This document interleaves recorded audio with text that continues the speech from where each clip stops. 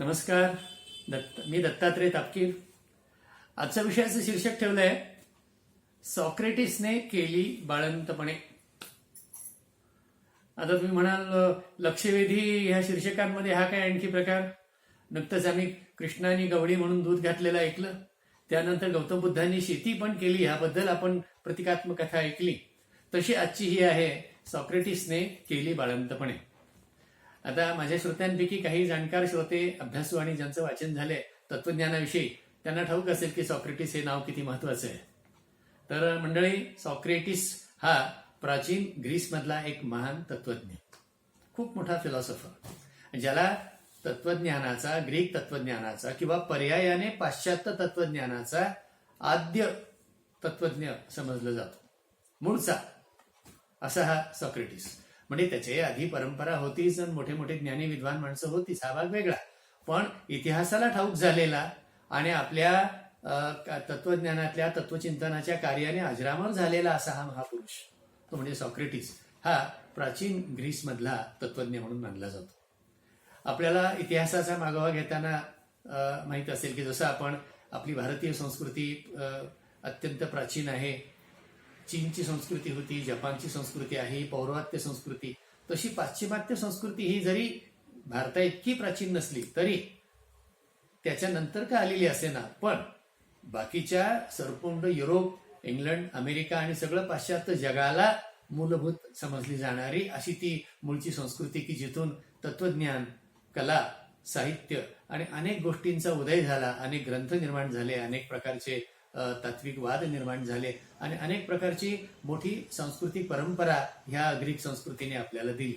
मग शिल्पकला आहे, मग संगीत कला आहे, मग नाट्य आहे, मग स्पोर्ट्स आहेत, शस्त्रास्त्र विद्या आहे, घोडेस्वारी आहे, आपल्याला ऑलिम्पिक म्हणतो तसं खेळांच्या स्पर्धा आहेत, मॅरेथॉन वगैरे. म्हणजे खूप मोठी लढवय्या असणारी, सांस्कृतिकदृष्ट्या महत्वाची असणारी. आता त्या खोलात आपण जायला नको, पण ग्रीक संस्कृतीमध्ये दोन आणखी प्रवाह मानले जातात, अथेन्सची संस्कृती आणि स्पार्टाची संस्कृती. मग अथेन्सची संस्कृती ही त्यातल्या त्यात तत्वज्ञान, संगीत, कला, साहित्य, जीवनातल्या ज्याला फाईन आर्ट्स म्हणतात, उदारमतवादी कला म्हणतात, याचा पुरस्कार करणारी संस्कृती मानली जाते.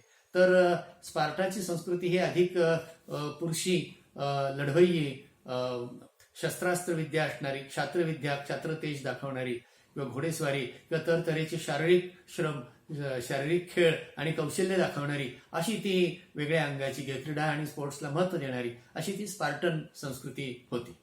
तर ह्या अथेनियन परंपरेमध्ये, अथेन्सच्या परंपरेमध्ये तत्वज्ञानाची गंगोत्री मानली जाते. असं खूप मोठं, अत्यंत सुंदर, लॉजिकल, तार्किक अंगाने जाणारं असं तत्वज्ञान ह्या ग्रीसमध्ये निर्माण झालं. आणि त्यामध्ये हा पहिला पायोनियर, मूळचा तत्वज्ञ मानला जाणारा सॉक्रेटिस आहे. यावरती भरपूर तुम्हाला इंग्रजीतनं आणि अन्य भाषातूनही वाङ्मय वाचायला मिळेल, त्याची माहिती मिळेल. त्याच्याबद्दल अनेक सुरस चमत्कारिक दंतकथा आहेत या तत्वज्ञानी माणसाबद्दल. आपल्या मराठीत प्रसिद्ध झालेलं नाटक सूर्य पाहिलेला माणूस, ज्यामध्ये आदरणीय रामलागू भूमिका करायचे, तेही प्रसिद्ध आहे.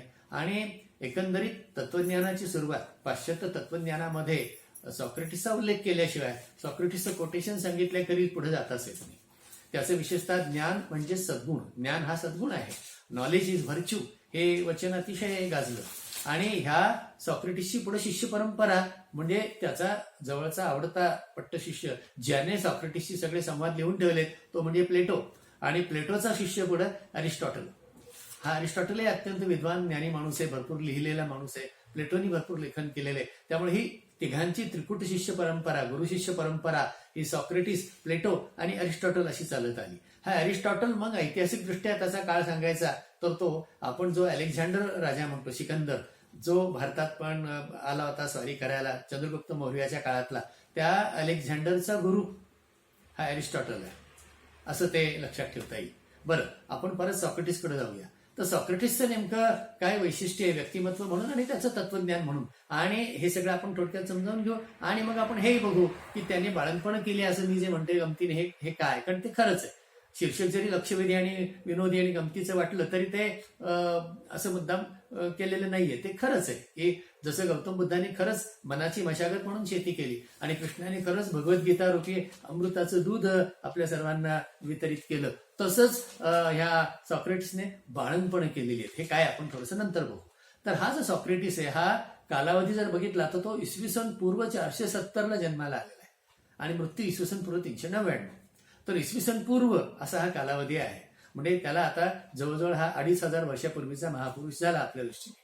हा अथेन्समध्ये जन्माला आलेला आहे आणि सॉक्रेटिसच्या बाकी तपशील जर बालपणातले बघितलं तर त्याच्या आईचं वडिलांचं नाव आणि त्यांचे व्यवसाय तेवढे कळतात की त्याच्या वडिलांचं नाव होतं सोफ्रोनिस्कस आणि आईचं नाव होतं फेनारिटी. त्याचे वडील होते पाथरवट, म्हणजे दगड फोडून मूर्त्या घडवणारे असे ते होते. आणि आई एक परिचारिका किंवा नर्स होती किंवा सोयीणीसारखं नर्स, म्हणजे बाळणपण करायची आणि नर्स होती ती परिचारिका. अशा ह्या मातापित्यांच्या पोटी जन्माला आलेला सॉक्रेटिस पुढे हा तत्वज्ञ झाला. असं म्हणतात त्याचं तरुण वयामध्ये त्यांनी अनेक लढ्या लढलेल्या आहेत चक्क. हा तत्वज्ञ जगाला अगदी आश्चर्यचकित करून सोडणारा आणि इतकं दिव्य असं तत्वज्ञान देणारा महापुरुष, इतकं शांततेचं आणि प्रेमाचं तत्वज्ञान देणारा महापुरुष त्याच्या तरुण वयामध्ये लढवय्या होता आणि अत्यंत काटक होता, अत्यंत शिस्तप्रिय होता, अत्यंत सहनशील होता. कडाक्याच्या थंडीत तो उघड्या अंगाने बसू शकायचा, अत्यंत साधा राहायचा. याची वैशिष्ट्ये असे सांगतात की हा उंचीने कमी होता, थोडासा बेढब आणि जरा कुरूपमध्ये जमा होईल असा, जरा वेडावाकडा म्हणणारा, की ज्याचं वर्णन ऐकले की आपल्याकडल्या भारतीय परंपरेतल्या अष्टावक्र मुनींची आठवण व्हावी, की जे एक वेदवेदांत जाणणारे अत्यंत साक्षात्कारी असे महापुरुष, की जे राजा जनकाचे गुरु होते, पण ते त्यांच्या काही विशिष्ट शापामुळं शरीर त्यांचं 8 ठिकाणी वाकडं होतं. असे अष्टावक्र मुनी. तसा जणू काही हा पाश्चात्यांचा अष्टावक्र पश्चिमेला जन्माला आलेला असा हा सॉक्रेटिस आहे. अत्यंत भेसूर उग्र चेहरा होता, अत्यंत भेदक आणि तीक्ष्ण नजर होती, अत्यंत प्रभावी वक्तृत्व होतं. आणि बाकी मग तो इतर अर्थाने त्याच्या व्यक्तिमत्वाच्या दृष्टीने सुंदर म्हणता येईल असा किंवा प्रभावी म्हणता येईल असा नव्हता, पण सगळ्यात प्रभावी होतं त्याचं भेदक नजर आणि त्याचं घणाघाती वक्तृत्व, किंवा तो ज्या पद्धतीने प्रश्न विचारायचा, भंडावून सोडायचा आणि मग त्याच्या तत्वज्ञानाची रत्न जी त्याच्या मुखातनं बाहेर पडायची, त्यातनं हा तत्वज्ञ सगळ्या जगाला माहीत झाला. त्यामुळे तत्कालीन त्याच्या काळच्या वेळेला त्याच्या ज्या अनेक कथा आहेत, काही ऐतिहासिक वस्तुस्थितीला धरून जाणाऱ्या कथा आहेत, तर काही दंतकथाही असतील, आपल्याला नेमकं ठाऊक नाही, पण अत्यंत सुंदर माहिती ह्या माणसाविषयी मिळते की हा सॉक्रेटिसने जे काही तत्वज्ञान मांडलं, जे काही त्यांनी सत्याचा ध्यास धरला, सत्य हे काय आहे, जीवनाचं महत्वाचं सत्य काय असतं, त्यानंतर सद्गुण किती महत्वाचा आहे आणि प्रत्येकाच्या अंतरंगातच त्याचं आत्म्याचं ज्ञान कसं असतं, असा आत्म्याचं अमरत्व सांगणारा असा हा सॉक्रेटिस आहे. अत्यंत निर्भीड होता तो. आणि त्याची आणखी एक आवडीची पद्धत म्हणजे रस्त्याने जात असताना कोणीही भेटला, त्याची तत्वज्ञानाची पाठशाळा म्हणजे काही असं विद्यापीठ नव्हतं किंवा काही एखादं ठिकाण नव्हतं, मठ किंवा आश्रम सारखं, की जे नंतरच्यानी प्लेटोनी किंवा अरिस्टॉटलनी जसं एका जागी बसून शिक्षण दिलं, तसं न करता हा पठ्या ग्रीकच्या, अथेन्सच्या रस्त्यातनं फिरायचा आणि समोरून येणाऱ्या तरुणांना अडवायचा आणि त्यांच्याशी प्रश्नोत्तर सुरू करायचा. डायरेक्ट त्याची स्ट्रीट प्ले सारखी मेथड होती. तो डायरेक्ट धडाधड प्रश्न विचारायचा आणि एकदम निरुत्तर करून टाकायचा की तू कोण आहेस, काय आहेस, कुठं चाललाय, कशासाठी करतो. प्रत्येक गोष्टीला प्रश्न विचारत त्या व्यक्तीकडनं उत्तरं काढून घ्यायची आणि प्रश्नोत्तर संवादातनं त्याला विचारात पडायचं, त्याला विचार करायला भाग पडायचं आणि मग चिंतनशीलतेत खोल जाऊन मग त्यातनं त्याची रत्नन माणकं सुविचारांची बाहेर काढायचा. ही त्याची डायलेक्टिकल मेथड, डायलॉग होता. तो संवाद साधायचा आणि ह्या संवादालाच प्रश्नोत्तर रूपी पण पद्धत म्हणतात. तर सॉक्रेटिसची ही प्रश्नात्मक पद्धत, ही क्वेश्चन मेथड फार गाजली. तिला सॉक्रेटिक मेथड म्हणूनच नाव मिळालं. आणि मग ह्याच्यामध्ये मग त्यांनी जे विषय हाताळले त्यामध्ये सर्वथैव महत्वाचा विषय म्हणजे जीवनातलं सत्य. सत्य हे कसं निर्भीड असतं, तुम्हाला निर्भय करतं, तुम्हाला घाबरण्याचं कारण नाही. तुम्ही सत्याला धरून वागलं पाहिजे, तार्किकतेने विचार केला पाहिजे, अमरतेचा विचार केला पाहिजे आणि जीवनातल्या काय पाप पुण्य कल्पना, सत्य असत्य, चांगलं वाईट अशा ज्या मूलभूत संकल्पना आहेत, या संकल्पनाविषयी तो मूलभूत प्रश्न निर्माण करायचा, ज्याबद्दल माणसं फारशी विचार करत नव्हती. त्यामुळे सॉक्रेटिसकडे खूप तरुण आकर्षिले गेले. तरुणांना त्याचं आकर्षण वाटायला लागलं की हा माणूस आपल्याला चॅलेंज उभा करतो, एक आव्हान उभा करतो, भर रस्त्यामध्ये अडवतोय आणि आपल्याला विचारतोय प्रश्न. आणि मग तो तरुणांना जे उद्बोधन करायचा, या उद्बोधनातनं त्या काळचं उद्बोधन म्हणा, ग्रीस मधल्या अथेन्सचे तरुण ते भाग्यवान आहेत की ज्यांना डायरेक्ट सॉक्रेटिसच्या नजरेला नजर मिळून प्रश्नोत्तर करायची संधी मिळाली. आणि मग त्यामुळे तत्कालीन जुन्या सनातनी मंडळींचा समज असा झाला की हा सॉक्रेटिस काहीतरी भडकवतोय, हा काही डोक्यात मध्ये तरुणांची माथी भडकवतोय आणि आपल्या आत्ताच्या राजसत्तेविरुद्ध काहीतरी करायला लावतोय. अशामुळे त्यांनी त्याला विरोध केला. हा विरोध किती टोकाचा जावा, तर चक्क त्याला देहांताची सजा फरमावण्यात आली. म्हणजे संपूर्ण जीवनभर जो माणूस अशा तऱ्हेच्या संघर्षात्मक आणि आव्हानात्मक, की तो असा मिळमिळीत आणि गोड गोड बोलतच नव्हता, तो नेहमी ऑब्जेक्शन घ्यायचा.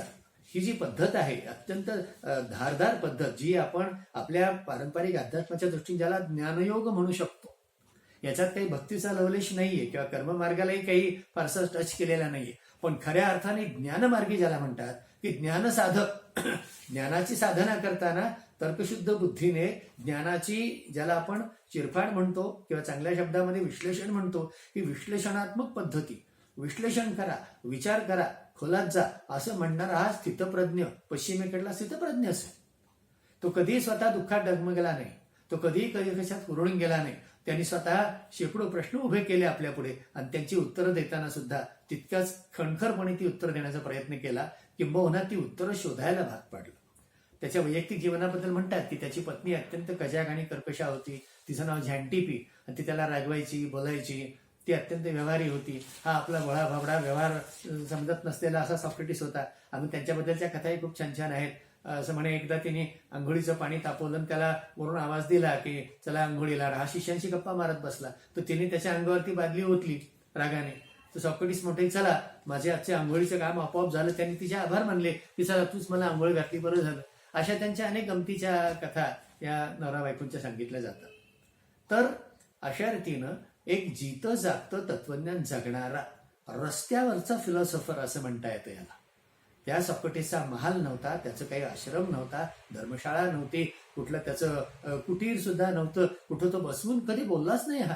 हा उभा राहणारा माणूस, सतत चालत राहणारा माणूस, डायनॅमिक पर्सनॅलिटी आणि भेदक नजरेचा, तीक्ष्ण तेजस्वी नजरेचा आणि आपल्या प्रश्नांनी तुम्हाला आश्चर्यचकित करून सोडणारा, असं त्याचं व्यक्तिमत्व आहे.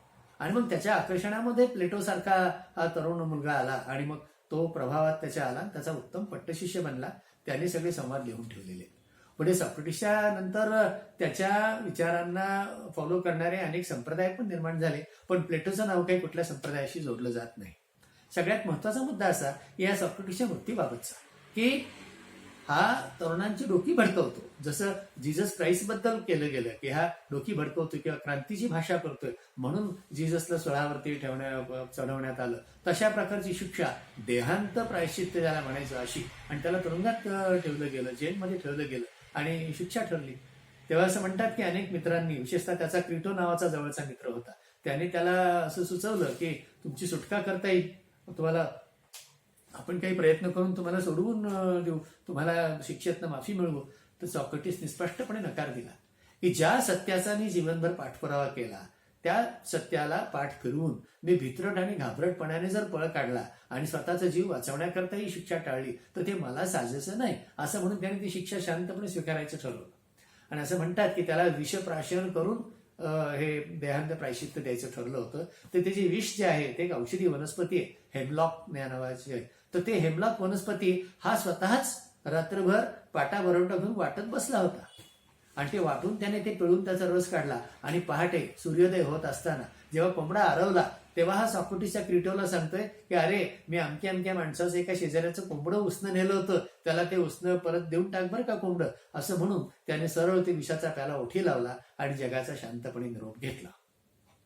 तर ही एक अशी तत्वज्ञानाची, पाश्चिमात्य तत्वज्ञानाची ग्रीस देशामध्ये अथेन्स नगरीमध्ये उदयाला आलेली गंगोत्री सॉक्रेटिसच्या रूपाने आपल्या समोर उभी आहे.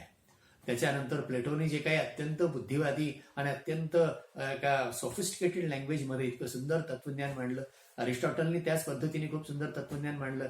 आणि असं म्हणतात की पुढच्या संपूर्ण तत्वज्ञानाच्या अभ्यासामध्ये ह्या तिघांचा उल्लेख केल्याशिवाय, हा सॉक्रेटिस, प्लेटो आणि अरिस्टॉटल यांचा उल्लेख केल्याशिवाय पुढेच जाता येत नाही. आणि मग तत्वज्ञानाच्या अभ्यासकांना ही खूप सुंदर पर्वणी आहे अभ्यासाची, की भारतीय किंवा पौर्वात्य तत्वज्ञान, पाश्चिमात्य तत्वज्ञान, त्यामध्ये ह्या त्रिकूट, ह्या तीन गुरूंचं तत्वज्ञान, हे सगळं अतिशय चांगलं अभ्यासण्याजोगं आहे. पुढे अरिस्टॉटल आणि प्लेटोने विविध वेगवेगळ्या ज्ञानशाखांमध्ये पुस्तकं लिहून आणि चर्चा करून जे सिस्टमॅटिक तत्वज्ञान मांडलं, तसं सॉक्रेटिसने मांडलेलं नसेल. तो तसा त्या अर्थाने, लौकिक अर्थाने, पारंपरिक अर्थाने खूप मोठा सुशिक्षित किंवा काय भरपूर शब्दसंग्रह असणारा आणि असा ज्ञानी विद्वान असा साक्षात्कारी नव्हता. तर त्यांनी सत्य प्रत्यक्ष अनुभवलेलं होतं. रांगड्या शब्दात बोलायचा, स्पष्ट परखड शब्दात बोलायचा, पण त्या शब्दामध्ये त्याचा जो आत्मविश्वास होता, तो कणखरपणा होता, तो अत्यंत महत्वाचा होता. आणि त्याचा सतत आग्रह असायचा, तो म्हणायचा की गुरुची भूमिका काय असते ती सांगताना. आता तुम्हाला जी उत्सुकता असेल की आपल्या शीर्षकाकडे केव्हा जायचं, ते मी अगदी समारोपात शेवटी सांगायचं ठरवलं होतं. ते असं की हा सॉक्रेटिस स्पष्टपणे सांगायचा की माझी भूमिका किंवा कुठल्याही गुरुची भूमिका ही एका सुईणीची असते. सुईण हा पूर्वीच्या काळचा शब्द आपला मराठीतला, इंग्लिशने त्याला मिडवाईफ म्हणतात. त्याने ग्रीक भाषेतला शब्द वापरला असेल. ही मिडवाईफ जी असते ही जन्म देताना तिची गरज पडते, परिचारिका, नर्स म्हणून. जन्म कोण देतं, तर जन्म आईच देते. जी आई असते गरोदर, जिच्या उदरात ते बाळ आहे, तो गर्भ आहे, ती आईच त्या बाळाला जन्म देते. पण हा जन्म देताना सुलभ व्हावं, त्याला काहीतरी वैद्यकीय मदत लागते, तिची काहीतरी शुश्रूषा करावी लागते, तिला धीर द्यावा लागतो, तिला काही औषध पाणी असेल, तिच्या काही मसाज मालिश असेल, अशा अनेक गोष्टी तिला सपोर्टिंग हेल्प म्हणून द्याव्या लागतात. हे करणारी महत्वाची जबाबदारी सुईण करते, जे आता गायनाकोलॉजिकल डॉक्टर्स करतात किंवा त्यांचा स्टाफ करतो, त्यांच्या नर्सेस करतात.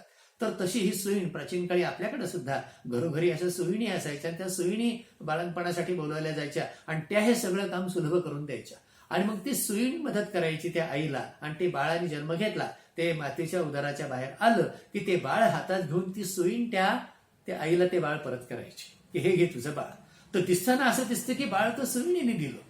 सुईण कुठून आणणार आहे बाळ, ती काही बाहेरून कुठून आणत नाही. तर ती काय करते, ज्या गरोदर आईच्या उदरात बाळ आहे ते जन्म होताना त्याला मदत करणं, त्याला सुलभ रीतीनं त्याचा प्रवेश होऊ देणं जगामध्ये, आणि ते परत आईच्या सुपूर्द करणं की बघ हे तुझंच बाळ आहे, हे तुझ्याच अंतरात होतं, हे तुझ्याच उदरात, तुझ्याच पोटात होतं, हे माझं नाही. मी फक्त तुला ते बाहेर येण्यासाठी मदत केली आणि तुझ्या प्रसूतीसाठी मी सहाय्य केलं, आणि हे बाळ तुझं तुला मी परत देते. इतकी सुंदर उपमा हा सॉक्रेटिस, ज्याचे वडील पाथरवट होते, दगडातनं मूर्ती घडवणारे, आणि आई ज्याची परिचारिका किंवा स्वतः सुईण होती, असा सॉक्रेटिस त्याच्या जीवनात अशा अर्थाने स्वतः पाथरवट म्हणून सुद्धा राहिला, तो घडवतच राहिला शिष्य. आणि त्याच्यापेक्षा सुंदर उपमा म्हणजे ह्या सुईणीची. आणि म्हणजे तो म्हणायचा की मी गुरु आहे, म्हणजे मी तुमचा सुईण आहे, आणि तुमच्यातच हे ज्ञान आहे. सर्व तऱ्हेचं आत्मज्ञान किंवा सद्गुणाचं ज्ञान हे प्रत्येकाच्या अंतरंगाच्या आत्म्यात आहे. हेच तर सगळीकडे आपलं पौर्वात्य तत्वज्ञान हेच तर सांगतंय. त्यामुळं तुझे आहे तुझं पशी परी तू जागा चुकलाशी, किंवा हा आत्मसाक्षात्कार की तुझ्याच रूपाचं, तुझ्या स्वरूपाचं ज्ञान हे तुला देतोय. पण हे काही कोणी मी उसनं बाहेरनं आणत नाही, हे तुझंच तुला काढून दाखवतोय, तुला तुझं रिफ्लेक्शन, तुला तुझं मी प्रतिबिंब दाखवतोय, असा हा म्हणायचा. त्यामुळं त्याची भूमिका सुईणीची असायची. त्यामुळे निसंकोचपणे सॉक्रेटिस सांगत राहिला की बाबांनो, शिष्यांनो, मी तुमची सुईण आहे. तुम्ही ज्ञानाने गरोदर आहात, तुम्ही ज्ञानगर्भित आहात. हे ज्ञान तुमच्या अंतरात्म्यात आहे, ते खुलं करण्याचं काम मी करतो आणि तुमचं ज्ञान तुम्हाला दाखवतोय. अशा अर्थाने मी सुईण आहे. म्हणजेच काय, दुसऱ्या शब्दात सांगायचं तर मी तुमचं बाळंतपण करतोय. प्रत्येक गुरु त्याच्या शिष्याचं ह्या तऱ्हेचं बाळंतपण करत असतो. म्हणून तर शिष्य जेव्हा हे ज्ञान मिळवतो तेव्हा त्याचा दुसऱ्यांदा जन्म होतो स्वतःपासूनच. पहिला जन्म त्याला आपल्या आईपासून मिळतो, शारीरिक आईपासून. तर दुसरा जन्म शिष्याचा आत्मज्ञानानंतर स्वतःमधूनच स्वतःचा जन्म होणं, म्हणजे तोच त्याची आई असतो आणि तोच त्याचा पुत्र असतो, कन्या असतो. तर हा जो जन्म होतो, दुसऱ्यांदा जन्म, म्हणून तर आपल्याकडं संस्कृतमध्ये सुंदर शब्द आलाय द्विज. द्विज म्हणजे दोनदा जन्म होणारा अशा अर्थाने. तर तसं सॉक्रेटिसने त्याच्या शिष्यांना द्विज केलं, दुसऱ्यांदा जन्म दिला, त्यांची बाळंतपणं केली. म्हणून मी गमतीने म्हणलं मंडळी की सॉक्रेटिसने केली बाळंतपणे.